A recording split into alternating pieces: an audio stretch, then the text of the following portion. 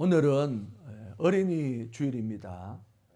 어린이 주일은 우리 어린 아이들을 위하여서 특별히 기념을 하기 위하여 만든 그런 주일이죠. 아이들이 믿음 안에서 잘 자라고 그리고 신앙교육을 받고 그리고 우리와 같은 신앙을 가지기를 원해서 주일학교가 시작된 것이라고 믿습니다. 1856년에 미국 매사추세츠의 어느 목사님께서 어린이 주일을 지키면서 이제 어린이 주일을 이렇게 매년 우리가 지키고 그렇게 시작되는 것 같습니다.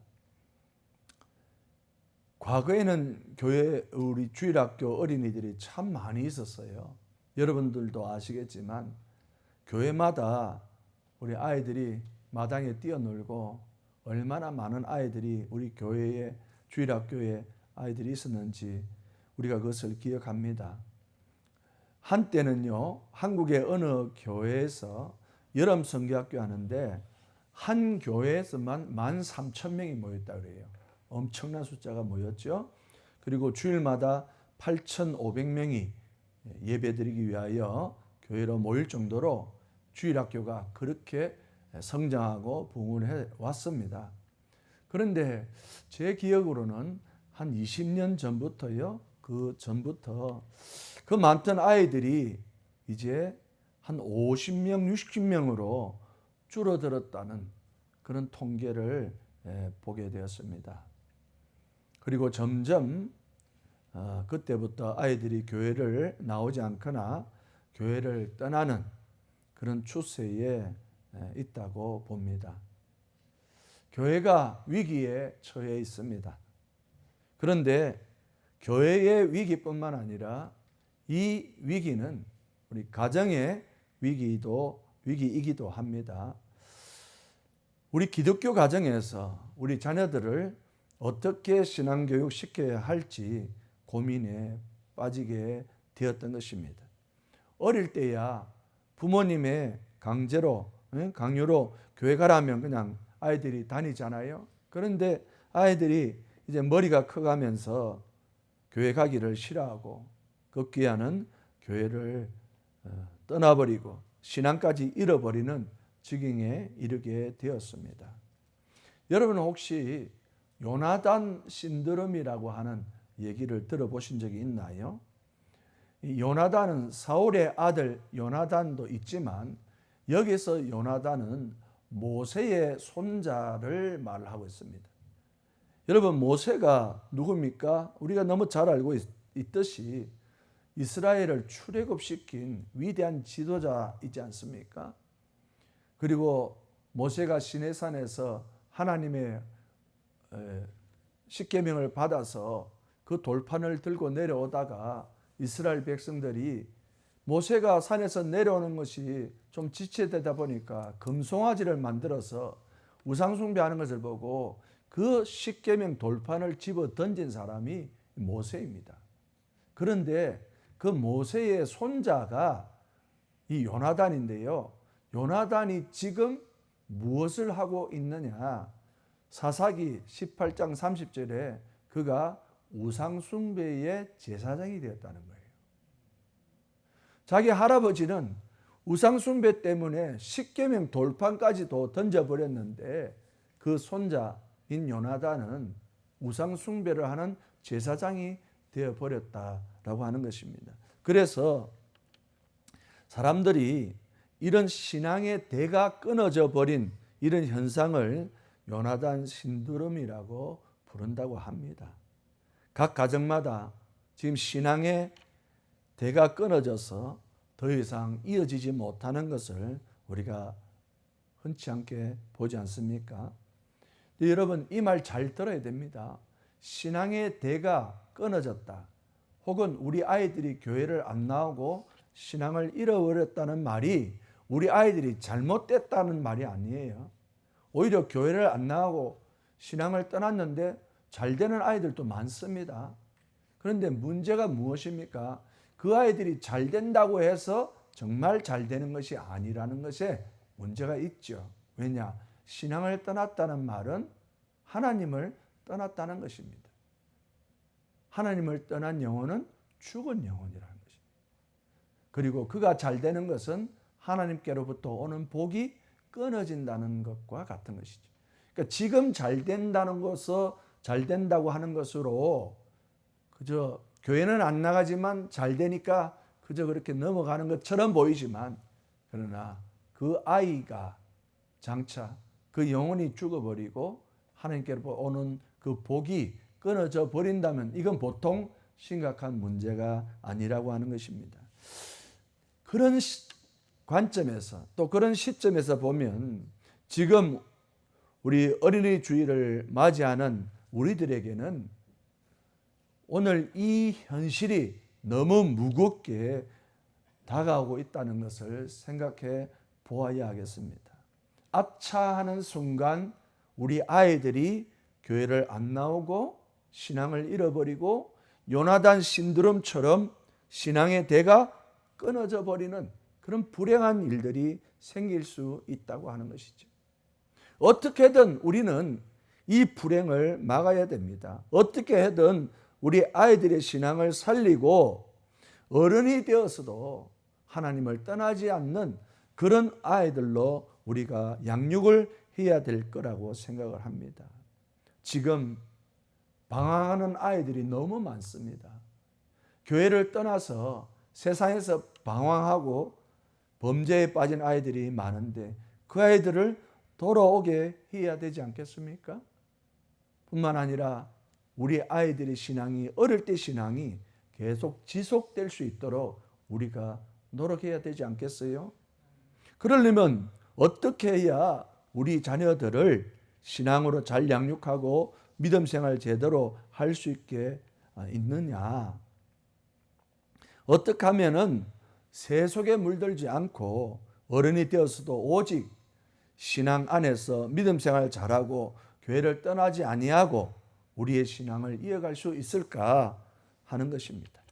기독교 부모인 우리는 그 해답을 하나님께서 주시는 오늘 말씀 가운데에서 찾을 수 있기를 바랍니다. 그 해법이 오늘 말씀 속에 있습니다. 오늘 말씀은 우리가 너무 잘 알고 있는 아브라함이 이삭을 하나님께 번제로 드리는 내용의 말씀입니다. 어느 날 하나님께서 아브라함에게 명령을 내리셨습니다. 아브라함아, 내 사랑하는 아들 이삭을 나에게 번제로 바치라 명령하셨습니다. 그러자 아브라함은 아침 일찍 일어나서 나귀의 안장을 지우고 두 종과 아들을 데리고 모리아 산으로 향해 갔습니다. 굉장히 먼 길이었습니다. 3일 길을 간 후에 아브라함은 두 종을 남겨두고 아들 이삭만 데리고 산으로 올라갔습니다. 그리고 이삭을 묶고 제단에 올려놓고 칼을 그에게 내리치려고 하는 그 순간 하나님의 천사가 급하게 외칩니다. 아브라함아, 아브라함아, 그 아이에게 내 손을 대지 말라. 그리고 준비시켜 두었던 순양을 대신 번제로 드리도록 하였다 하는 말씀의 이야기입니다. 여러분들도 한 번씩은 들어보셨고 말씀을 읽어보셨을 거라고 생각합니다. 여러분은 이 얘기를 읽으셨을 때 어떤 생각이 드셨습니까? 또 어떻게 이해가 되십니까? 단순히 아버지 아브라함이 아들 이삭을 죽이려고 했는데 하나님께서 막으셔서 수양이 대신 죽음으로 모두가 해피 엔딩으로 끝나버린 이야기처럼 들립니까? 물론 그렇게 보일 수도 있습니다. 하지만 오늘 이야기의 관점을 오늘 어린이 주일이니까 어린이의 관점, 그 아들의 관점인 이삭의 관점으로 한번 바꾸어서 이 이야기를 들여다보고 싶습니다. 여러분, 지금 이야기가 해피 엔딩으로 끝난 것보다도 아들 입장에서 생각을 한번 해보자는 거예요. 이삭의 입장에서 지금 너무나도 황당한 일이 벌어지고 있잖아요.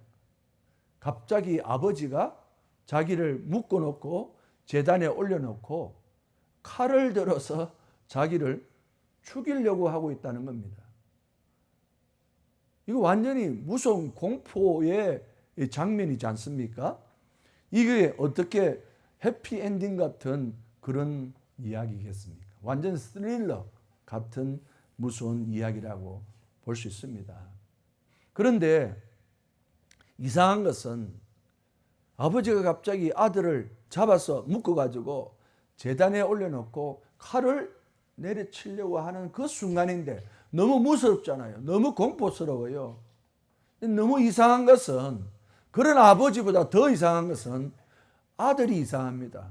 아들은 너무나도 평온하고 있다는 거예요. 아들 이삭은 그 어떤 반응도 보이고 있지 않다는 것입니다. 그 이유가 무엇일까요? 그 이유는 이 아들 이삭이 하나님을 알고 있었기 때문이었습니다. 여러분, 여기서 중요한 것이 있습니다. 여기서 이삭이 죽느냐 안 죽느냐 보다 더 중요한 문제가 뭐냐? 이삭이 왜 죽느냐가 중요한 거예요. 죽느냐 사느냐보다 왜 이삭이 죽느냐 하는 그 문제에 우리가 포커스를 좀 둘 필요가 있습니다. 여러분, 이삭이 죽는 이유가 무엇입니까? 누구 때문에 죽어요? 오로지 하나님 때문에 죽는 거예요. 하나님이 이삭을 죽이라고 얘기했잖아요. 생각해 보세요.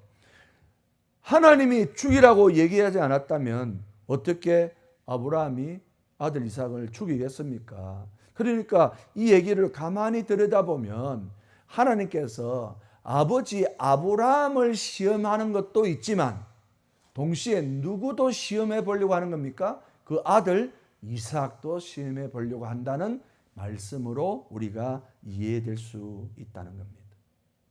하나님은요, 지금 아브라함만 시험하는 것이 아니라 아들 이삭도 시험해 보려고 한다는 이 관점에서 보면은요, 이삭은 자신이 왜 죽는지를 알고 있었다고 하는 것입니다.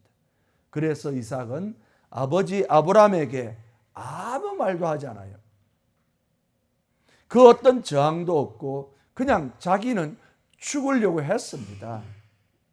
하나님에 대한 신앙을 가지고 있었던 이삭은 자신이 그냥 죽으려고 했던 것이죠. 세상 사람이라면 미쳤다고 말하겠지요. 말도 안 된다고 말하겠지만 하나님에 대한 믿음과 신앙이 있었기에 이삭은 그래서 아버지에게 반박도 덤벼들지도 않았던 것입니다. 실제로 이삭은 아버지보다 더 젊어서 힘도 셌습니다. 아버지가 자기를 묶으려 할 때도 아버지 왜 이러십니까? 말할 수도 있었겠죠. 칼을 찌르려고 할 때도 저항해서 벌떡 일어날 수도 있었겠죠. 그러나 그는 그 어떤 저항도 아버지에게 덤벼들지도 않았다는 겁니다. 그러니까 이 이야기는 아버지가 아들을 죽이려느냐 말려고 하느냐 그런 이야기가 아니라, 그런 가족의 이야기가 아니라 이 이야기는 정확하게 아브라함 가족의 신앙 이야기라고 우리가 볼 수가 있다는 겁니다. 우리에게도 이런 가족 신앙 이야기가 있기를 간절히 축원합니다. 하나님께서는 여러분만 시험하려는 것이 아니라 누구도 시험하고 싶어 하세요? 여러분의 자녀도 시험하고 싶어 하는 거예요. 그 속에서 여러분의 가족의 신앙 이야기가 생기게 되는 것입니다. 그러면 오늘 이 이야기 속에서 이삭이 오로지 하나님만 바라보면서 아버지가 자기를 죽이려고 하는 상황이었음에도 불구하고 그는 아버지에게 저항하지 아니하고 오히려 죽기를 각오하고 가만히 있었죠.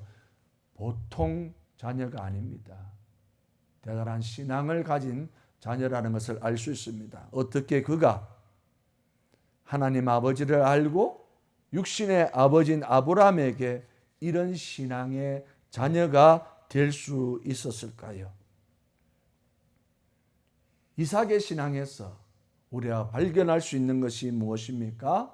오늘 우리는 두 가지의 이유를 발견할 수 있습니다. 첫 번째로 이삭이 이런 좋은 신앙을 가진 자녀로 자랄 수 있었던 이유는 말없이 순종하는 아버지 아브라함이 있었기 때문입니다.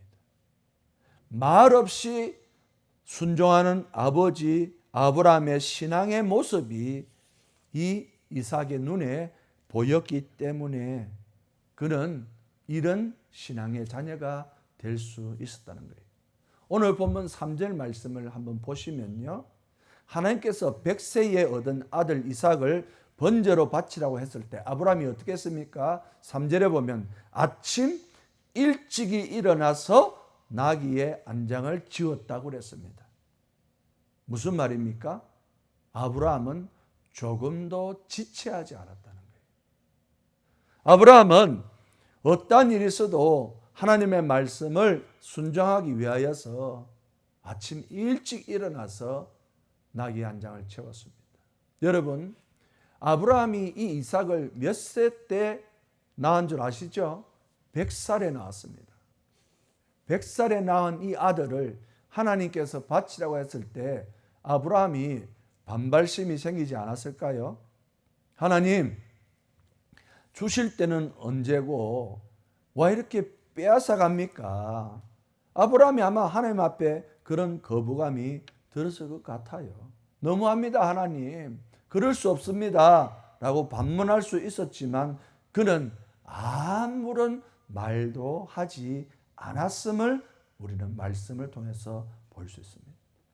그는 하나님 말씀에 묵묵히 순종하는 신앙의 모습을 보였다고 하는 것입니다. 사랑하는 여러분, 부모들은 이것 잘 기억하셔야 합니다. 하나님의 일을 할 때, 하나님의 말씀에 순종할 때 이런 말 저런 말 자기 생각 넣지 말라고 하는 것. 그저 말없이 하나님 앞에 순종하는 그 모습이 자녀들의 보기에는 그것이 신앙의 모습이 된다고 하는 것입니다. 아들 이삭이 아버지에 대한 이 순종의 신앙을 보고 자랐기 때문에 그도 하나님에게 말없이 순종하는 자녀가 되었던 것입니다. 아버지가 말없이 순종하니 이삭도 단 한마디 말도 없이 그저 묶이면 묶이는 대로 칼을 내리치면 내리치는 대로 죽으면 죽기를 각오하며 그렇게 아버지에게 순종하는 자녀였다고 하는 것입니다. 이삭은 아버지를 통해서 하나님에 대한 신앙을 알고 배운 것입니다. 그렇습니다. 자녀의 신앙은 신앙의 부모에게 시작되는 것입니다. 자녀의 신앙을 걱정하십니까? 그러면 여러분의 신앙을 먼저 보시기를 바랍니다. 여러분, 우리는 아이들이 태어나고 얼마 지나지 않아서 유아 세례를 받게 합니다. 여러분 아이들도 유아 세례 받은 아이들이 있지요. 유아 세례가 무엇입니까? 어릴 때 그냥 세례 받는 것입니까? 그렇지 않죠. 유아 세례는요, 하나님 앞에서 부모가 서약하는 겁니다. 하나님 앞에서 맹세를 하는 거예요. 무슨 맹세합니까? 하나님, 이 귀한 선물 우리에게 주셨으니까 이제 나에게 맡겨주신 이 귀한 선물, 하나님 주신 이 귀한 아이를 신앙교육, 양육을 잘 하겠습니다 하는 의미가 유아세례에 담겨져 있습니다. 그러니까 우리 아이들은 당연히 누구를 보고 하나님을 발견할 수 있습니까? 하나님을 섬기고 있는 부모를 보면서 자신들의 신앙을 만들어 간다는 거예요. 마치 자신의 신앙의 모델이 부모가 되는 것처럼.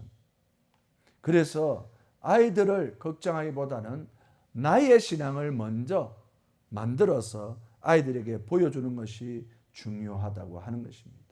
아이들 보고 교회 가라, 성경 읽어라, 그런 강요가 아니에요.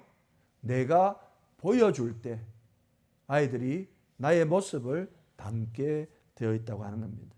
우리나라 말에 콩 심은 데 콩나고 팥 심은 데 팥난다는 말이 있지 않습니까? 술 마시는 부모 밑에 술 마시는 자녀가 나오고요. 도박하는 부모 밑에 도박하는 자녀가 나옵니다.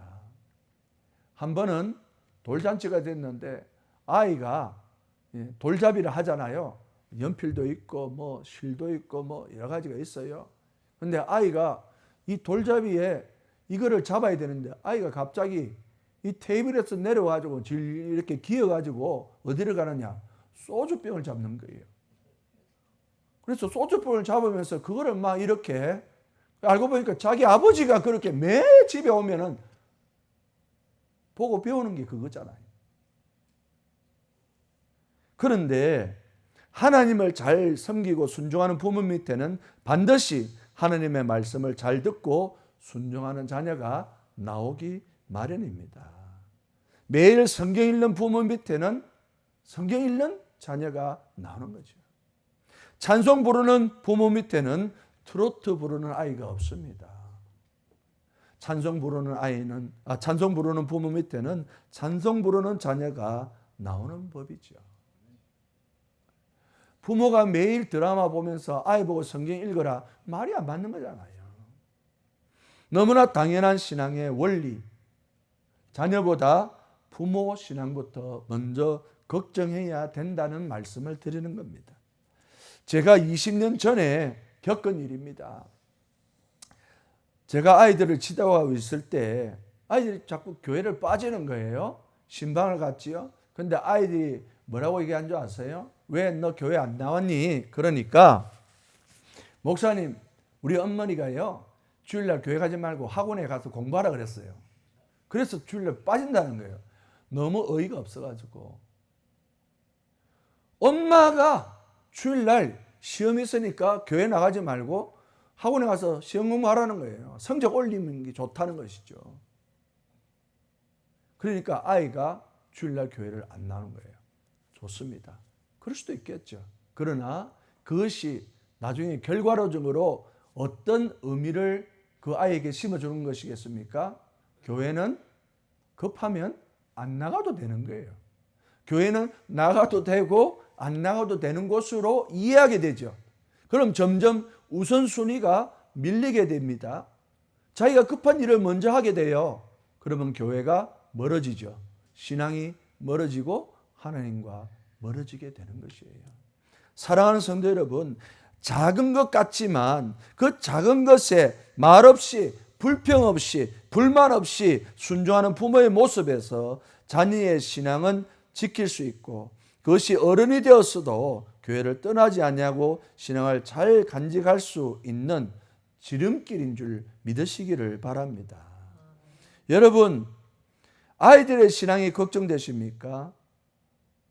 여러분이 가진 신앙을 하나님 앞에서 불평불만 없이 순종하는 모습을 먼저 보이시면 그 아이들이 그 부모의 모습을 반드시 따라할 줄로 믿습니다. 이삭의 눈에는요, 아버지 순종하는 모습이 어째 보면 억척스럽다. 그래까지 할 필요가 있겠나. 잘 이해가 가지 않을 수도 있습니다. 하지만 아들은 어려서부터 우리 아버지의 모습이 그러니까 하나님을 섬기는 것은 저렇게 섬겨야 되는구나. 어릴 때부터 신앙은 저렇게 해야 되는구나 하는 것을 배우게 된다는 것이죠. 그러면 나중에는 그 아이가 세상과 타협하지 않아요. 그 아이가 세상의 유혹이 와도 얼마든지 물리치고 교회를 떠나지 않게 된다는 겁니다.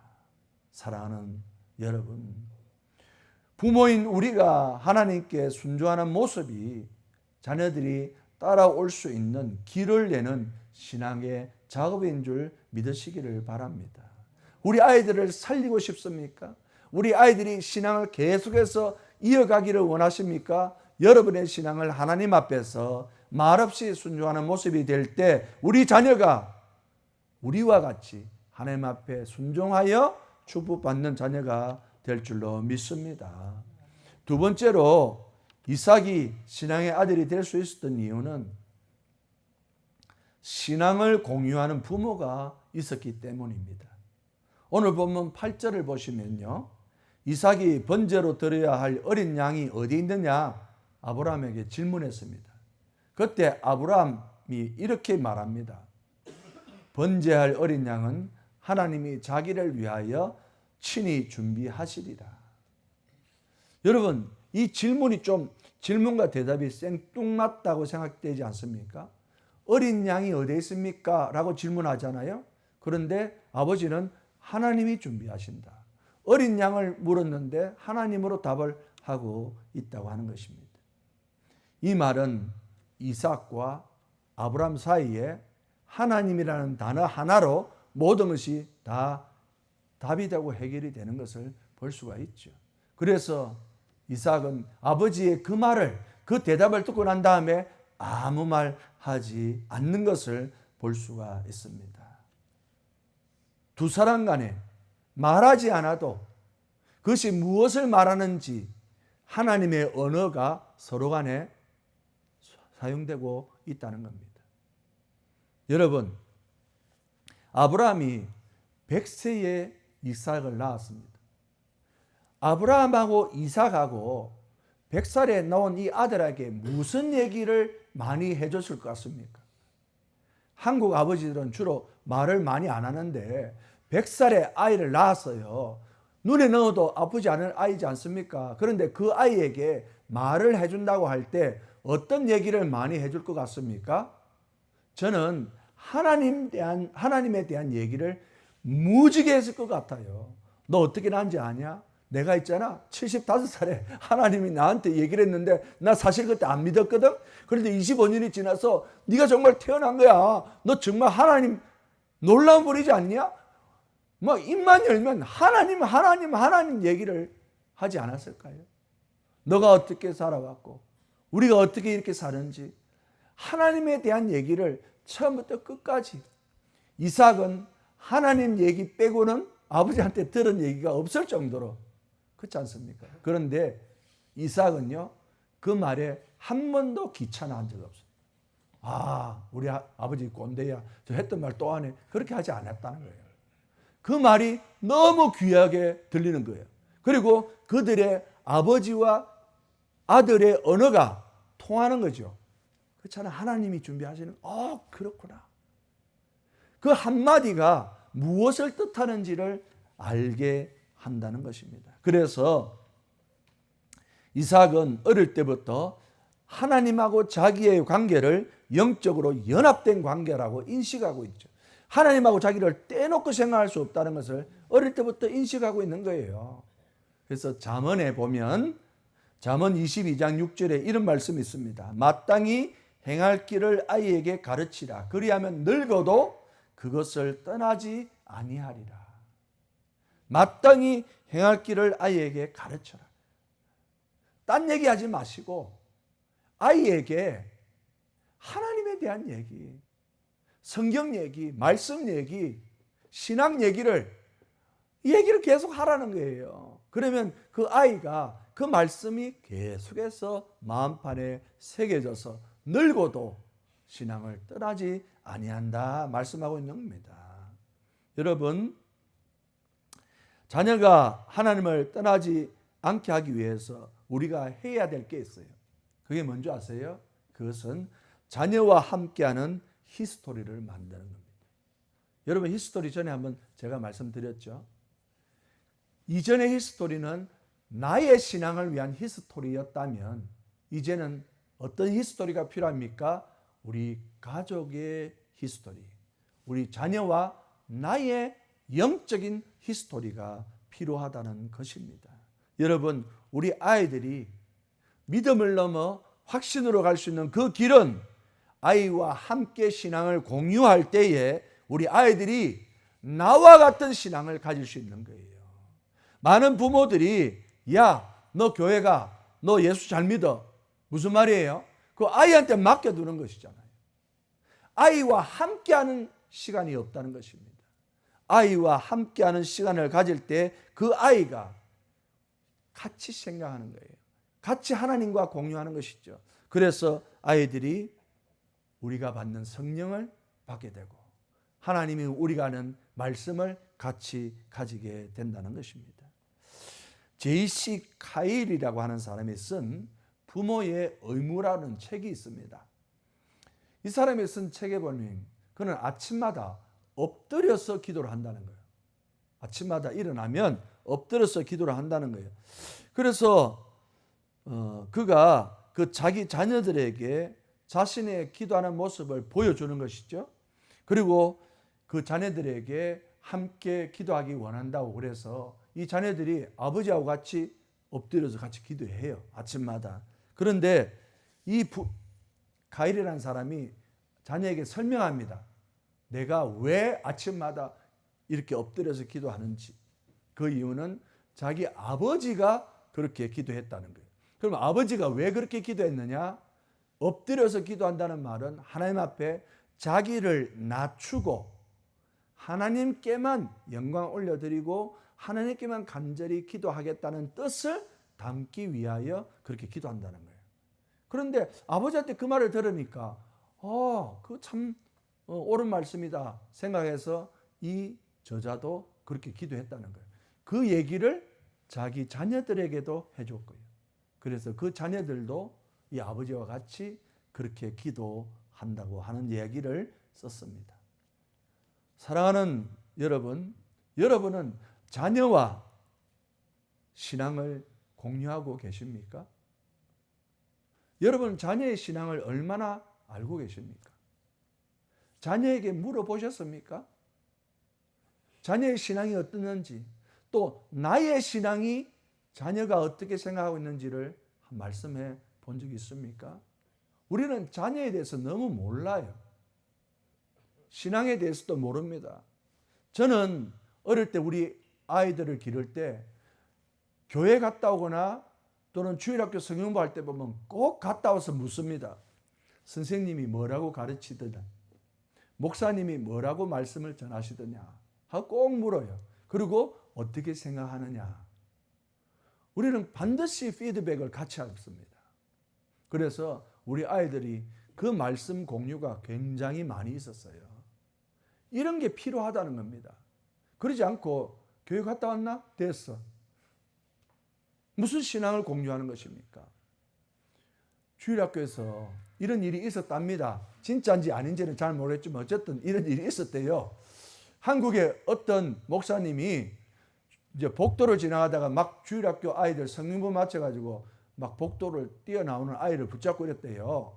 야, 여리고성은 누가 무너뜨렸지? 그랬대요. 목사님은 하나님께서 무너뜨렸습니다. 이 답을 기대하셨겠죠. 그런데 아이가 여리고성은 누가 무너뜨렸니? 그러니까 저는 아닌데요. 이렇게 대답을 했다는 거예요. 그러니까 목사님이 이 기가 차잖아요. 아니 성경물을 어떻게 한 거야? 그래서 교사를 불렀습니다. 아유 김 선생, 아니 내가 이런 질문을 했는데 아이들이 자기들은 성을 무너뜨리지 않았다고 그러는데 이거 어떻게 된 거예요? 그러니까 죄송합니다 목사님, 제가 누가 그랬는지 빨리 색출해가지고 벽을 보수공사하겠습니다. 이렇게 얘기를 했다는 거예요. 그래가지고 이 선생님이 그 아이의 학부모한테 또 전화를 했다는 거예요. 아니 어머니, 누구가 여리고성을 무너뜨리지 않았다고 그러는데 이거 어떻게 하면 좋지요? 그러니까 그 어머니가 또 그랬다는 거 아닙니까? 우리 애는 그럴 애가 아닙니다. 우리 애는 절대 여리고성 근처에도 안 갔을 겁니다. 이런 식으로 얘기를 했다는 거예요. 교사와 부모가 이 아이의 신앙에 대해서 무엇을 알고 있느냐 하는 것입니다. 우리가 아이들에 대해서 알고 있는지 물어봐야 되잖아요. 여러분, 제가 우리 아이들 제일 힘들었을 때가 언제인지 아십니까? 지금 결혼해서 다 이렇게 출가를 했지만 우리 아이 제일 힘들었을 때가 사춘기 때였어요. 머리가 좀 이렇게 터지기 시작하면서 자꾸 질문하는 게 진화론입니다. 목사 아들이 자꾸 진화론을 얘기하면서 아버지 진화론이 맞는 것 같아요.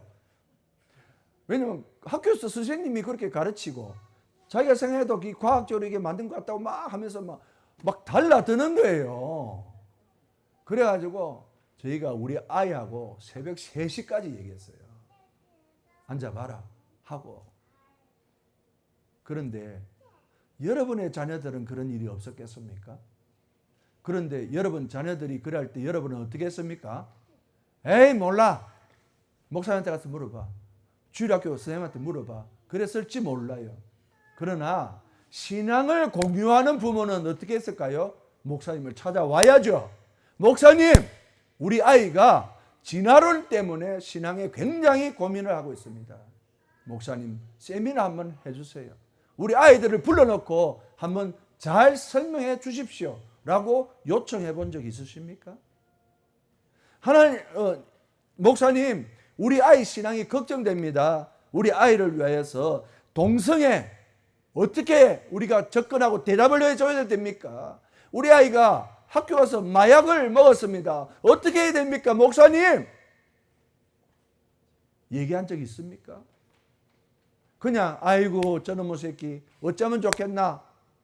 아이고 저 아이가 저러면 안 될 텐데 그저 기도만 하고 있었을지 몰라요. 그러나 기도도 중요하지만 신앙을 공유하면서 아이들에게 가이드 역할을 해줘야 되지 않습니까? 무엇이 잘못됐고 왜 그것이 문제인지 답을 줘야 되지. 아이들 보고 무조건 믿어라 교회 가라 한다고 될 일이 아니라는 것입니다. 오늘 아브라함은 자기 아들 이삭에게 하나님에 대하여 수도 없이 얘기했습니다. 그래서 하나님이 친히 준비하신다는 그 말 속에 이삭은 어떤 반응도 어떤 저항도 말대꾸도 하지 않았어요. 그저 하나님의 인도하심에 따라서 아버지가 하는 대로 순종하는 것을 볼 수 있습니다. 말씀을 정리하겠습니다. 사랑하는 거룩한 장로교회 성도 여러분, 우리 자녀들이 왜 교회를 떠나고 기독교 신앙을 버린다고 생각하십니까? 바로 우리 가정의 문제고 우리 부모들의 본이 되지 않는 그 모습 때문에 우리 자녀들이 떠나는 것입니다. 우리는 딴 데서 그 이유를 찾으면 안 됩니다. 가정에 갔는데 신앙의 부모, 교회를 다니는 부모가 맨날 집에서 싸워. 그러면 그 아이가 생각할 때는 이상하다. 예수를 믿으면 평안이 있고 기쁨이 막 넘치고 늘 할렐루야 돼야 되는데 우리 집에 오면만 놀렐루야 이래 되면 곤란하지 않느냐 이 말이에요.